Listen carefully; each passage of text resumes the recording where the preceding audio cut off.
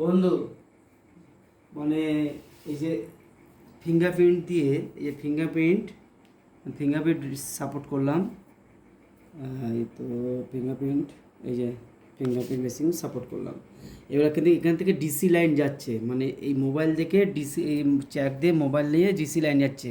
তা অনেক সময় কি হয়, অন্য মোবাইলে চার্জ থাকে না, ট্রেনে বাসে গেলে তখন অন্য মোবাইল দিয়ে চার্জ করা যাবে, কিন্তু এই কর্ডটা দরকার। এই যেমন আমি একটা চার্জিং কর্ড নিলাম, উপরে তোর ফোনটা, এই কর্ডটা লাগালাম। এই যে মোবাইলে, এই একটা মোবাইল আছে, এই মোবাইলে এই তো চার্জ হচ্ছে। এই যে এই ফোন থেকে এই ফোনে চার্জ হচ্ছে।